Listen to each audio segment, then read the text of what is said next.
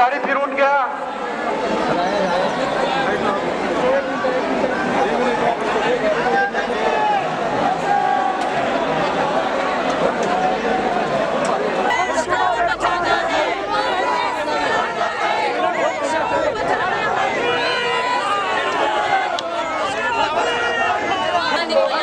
महंगाई को हटाना है, महंगाई को हटाना है।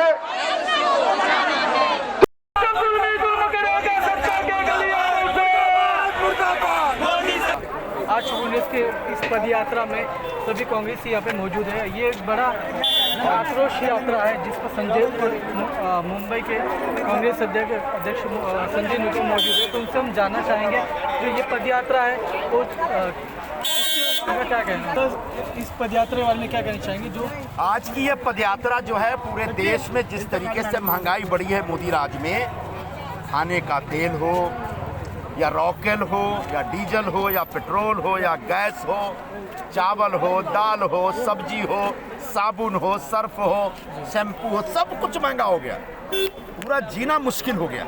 इस भयंकर जो महंगाई बढ़ी है उसके खिलाफ ऑल इंडिया कांग्रेस कमेटी की तरफ से आदरणीय कांग्रेस अध्यक्षा श्रीमती सोनिया गांधी जी के निर्देश पर पूरे देश में आज से जन जागरण यात्रा शुरू हो रही है और ये आने वाले 29 तारीख तक पूरे देश में चलेगी। पूरे देश में आने वाले 15 दिनों तक कांग्रेस के कार्यकर्ता सड़क पर रहेंगे और मोदी सरकार के इस कुशासन के खिलाफ इसी तरह से आवाज बुलंद करेंगे। जिस तरीके से 2014 के बाद जो महंगाई का दाम, जैसे कि हर चीज़ का दाम डबल हो चुका है, 4 गुना हो चुका है। चीज़ों का भाव 4 गुना हो गया। कंगना रनावत ने कहा कि हमें आज़ादी 2014 के बाद में, तो आप कांग्रेस को टोन देने जैसा कंगना रनावत को तो मतलब अपने बाप से और दादा से पूछना चाहिए कि आज़ादी कैसे मिली।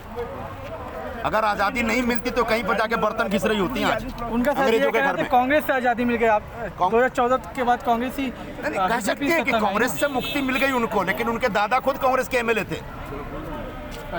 ऐसा है जिस तरीके से उन्होंने कहा कि आज़ादी हमको भीख में मिली, वो हमारे देश के स्वतंत्रता सेनानियों का अपमान। 2 लाख से ज़्यादा स्वतंत्रता सेनानी लड़े थे। बिल्कुल, उन्होंने अपनी जान गंवाई। भगत सिंह फांसी पे चढ़ गए, खुदीराम बोस फांसी पे चढ़ गए, चंद्रशेखर आजाद गोली खा गए। काहे के लिए? देश को आज़ादी दिलाने के लिए। गांधी जी पूरी जिंदगी अनशन करते रहे अंग्रेजों को दबाने के लिए। कितनी बड़ी बड़ी पदयात्रा हुई, कितने बड़े बड़े आंदोलन हुए। उन सारे आंदोलनों को आप कहते हैं कि उसका कोई मतलब नहीं, भीख में मिला। बहुत बड़ी बेवकूफ़ी है। कंगना रनावत को अपने इस बयान के लिए माफ़ी मांगनी चाहिए।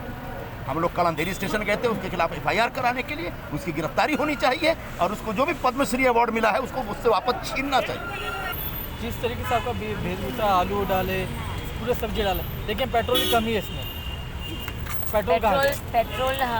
पेट्रोल अगर ला सकती तो लेके आती कैन में, लेकिन यही बहुत बड़ी हमारे लिए, महिलाओं के लिए बहुत बड़ा ये सवाल है। मैं नरेंद्र मोदी से पूछना चाहती हूँ कि आपने जो वादे किए थे उसमें आपने टोटली उसके विरुद्ध काम किया है।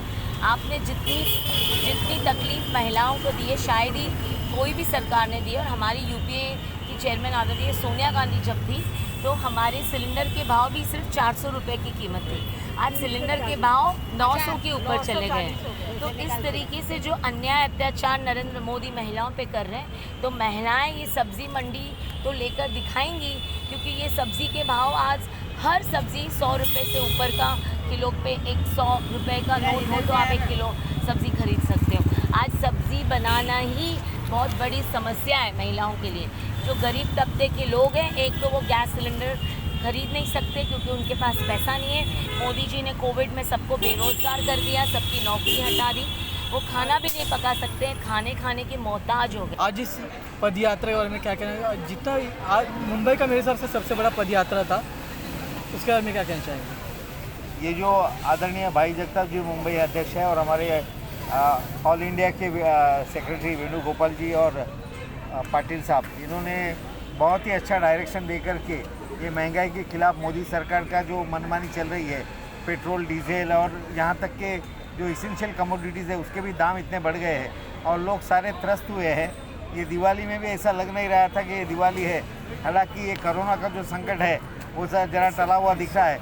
और आज मुंबई शहर की ताकत कांग्रेस पार्टी की देखने के बाद में ऐसा लग रहा है कि फिर से एक नया वातावरण इस मुंबई शहर के कांग्रेसियों ने तैयार किया है और आने वाले महानगर पालिका के चुनाव में इसका रिजल्ट और जनता जिस प्रकार से साथ दे रही है, जैसे कि गुजराती समाज के जो लोग हैं, सेक्रेटरी है हमारे राजपत यादव जी है, सारे लोग पूरे जिला वाइज काम पे लगे हुए हैं कि इस बार हमको मुंबई शहर में तिरंगा लाना है भाई जगताप जी के नेतृत्व में, और ज़्यादा से ज़्यादा सीटें और अपने बलबूते पर चुनाव लड़ते हुए कांग्रेस का एक विजय निश्चित करना है। इस माहौल बनाने की कोशिश में हम लोग हैं, और आने वाले 2 महीने में आपको ये हर जगह पर कांग्रेस का माहौल हर जिला में, हर तालुका में आपको दिखेगा। और इस जन आक्रोश से अब रोजगार और जिस तरीके से महंगाई बढ़ रही है वो कम हो पाएगा इससे? नहीं, जन आक्रोश से महंगाई कम होना, जो सोई सरकार है जिसकी चमड़ी मोटी हो गई है, जिसको किसी के दुख दर्द का असर नहीं हो रहा है, जो सोई है उनको जगाने के लिए हम जन आक्रोश रैली निकाले। लोगों में आज क्रोध है, लोगों में एक उनके प्रति निराशा और कांग्रेस के प्रति उत्साह हुआ है, और लोग भारी संख्या में आपने देखा, उसका प्रमाण है कि आज इस आंदोलन में सम्मिलित हुए हैं। जी। और व्यापारी कितने नाराज है आजकल? व्यापारी छोटे जो है वो सारे के सारे नाराज है। खाली ये मोदी सरकार खाली बड़े व्यापारियों के लिए बनी हुई है, छोटे व्यापारियों को कभी देखा नहीं है। मैं खुद गुजराती होकर आज मैं नोटबंदी के बाद जो ये हुआ दिवाली से अपना नोटबंदी का, उसके बाद जो इफेक्ट किया धंधा को और हमारे व्यापारियों को 50-60% मार पड़ गई है। और छोटे जो व्यापारी थे वो सारे के सारे, कुछ लोग तो मुंबई छोड़ के गुजरात जैसे चले गए। जो मुंबई गुजरात से जो 50 साल पहले 40 साल पहले आए थे, आज वो लोग फिर से वापस गुजरात चले गए। इतनी बुरी हालत है गुजराती व्यापारियों के लिए। और कंगना रनावत ने कहा कि भारत को आज़ादी भीख में मिली है और 2014 के बाद मिली है। आपसे कंगना रनावत जो बोल रही है कि आज़ादी भीख में मिली है, वो पूरे हमारे क्रांतिकारियों का अपमान की है। अगर उसे भीख में मिली है, चमचागिरी में मिली है, तो पद्मश्री का पुरस्कार मिला है। उसने ऐसा कौन सा काम किया है इस समाज के लिए या इस देश के लिए? ये सिर्फ चमचागिरी करके ही पुरस्कार, जो पद्मश्री का पुरस्कार मिला है। रही बात दूसरी, इस देश की आज़ादी के लिए तिरंगा ज़मीन पे नहीं गिरे, इसके लिए पता नहीं कितने हजारों लाखों युवाओं ने कुर्बानी दी। हंसते हंसते भगत सिंह, सुखदेव जी, बिस्मिल्लाह फांसी पे चढ़े। मंगल पांडे, सभी का अपमान है। सुभाष चंद्र बोस का, सभी लोगों का ये अपमान किए उसने, और इस अपमान का जवाब पूरी जनता देगी।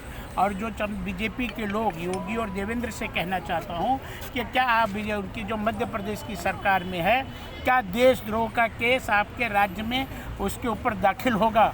उसके ऊपर देशद्रोह का केस करना चाहिए, दाखिल करना चाहिए, और पूरे देश की जनता से, जो हमारे पूर्वज जिनके लोगों ने कुर्बानी दी है, उनसे सभी से माफ़ी मांगनी चाहिए।